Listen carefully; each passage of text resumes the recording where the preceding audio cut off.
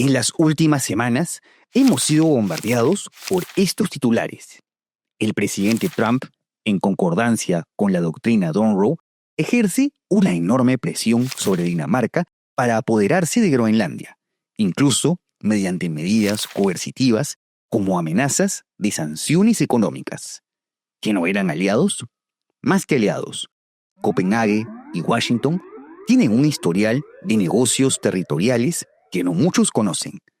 La diferencia con la actualidad, que es la primera vez que desde la Casa Blanca se quiere priorizar la ley del más fuerte sobre la diplomacia. ¿Te interesa? Dale, entonces quédate hasta el final del video. Este video tiene alcance global gracias a la tecnología de optimización de Bribe. ¿Quieres que tu contenido rompa fronteras y llegue a nuevas audiencias sin esfuerzo? Yo uso la IA de Bribe para automatizar mi expansión y ganar visibilidad en todo el mundo. Si quieres globalizar también tu contenido, regístrate con el link de la descripción para recibir un 20% de descuento.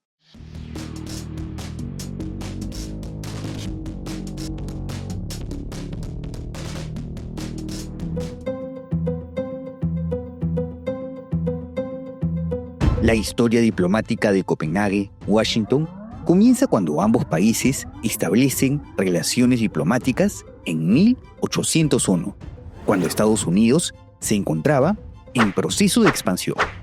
Tú sabes, la doctrina del destino manifiesto on fire. 6 décadas después, en 1867, Estados Unidos ya poseía sus fronteras actuales en el continente americano, luego de alcanzar la costa del Pacífico y comprarle Alaska a Rusia. ¿Y recuerdas qué más pasó por estos años? Exacto, el fin de la Guerra de Secesión.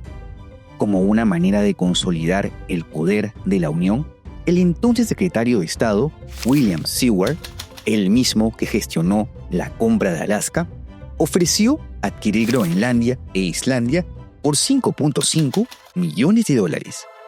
Respuesta de Dinamarca, quien acababa de perder territorios ante Alemania en la Guerra de los Ducados, un rotundo no. Nos adelantamos entonces a 1910.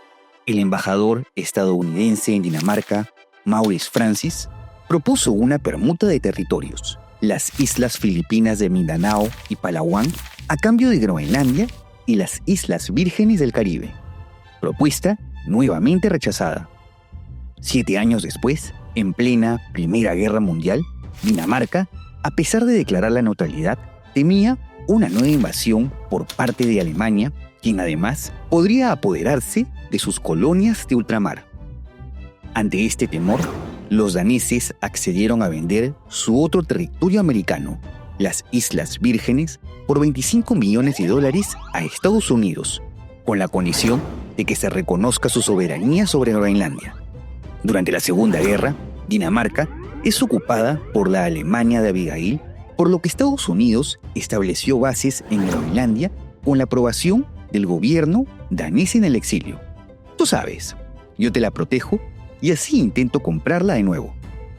Así pensó el presidente Truman en 1946 al ofrecer una nueva compra de Groenlandia, esta vez por $100 millones.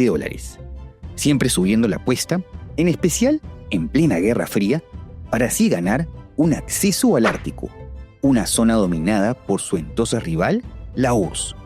Respuesta de Dinamarca, un nuevo no categórico.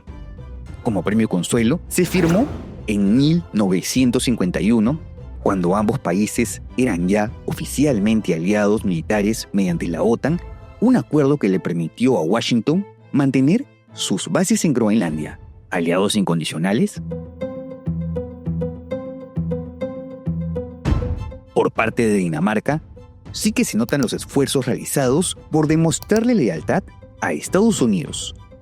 Desde 1945, los daneses enviaron tropas para la Guerra de Corea, la crisis de Suez, la Guerra del Golfo contra Irak, el bombardeo de Yugoslavia, la Guerra de Afganistán, la intervención en Libia y la guerra contra el terrorismo. Respuesta de Estados Unidos bajo los 2 mandatos de Trump: ponerse en plan novia intensa que no entiende lo que es un no. En el 2019, el presidente amante de las fiestas de Epstein volvió a proponer la compra de Groenlandia, propuesta rechazada por la primera ministra Mette Frederiksen. Ya durante su segundo mandato, todos sabemos la gran diferencia con el resto de los intentos históricos de la adquisición de Groenlandia. Esta vez Trump se cansó de la diplomacia y está empecinado en conseguir la isla mediante medidas coercitivas como sanciones económicas. Su argumento, la disque seguridad nacional de Estados Unidos ante buques rusos y chinos que navegan por el área, los cuales podría detectar con sus sistemas de alerta temprana en la base de Thule.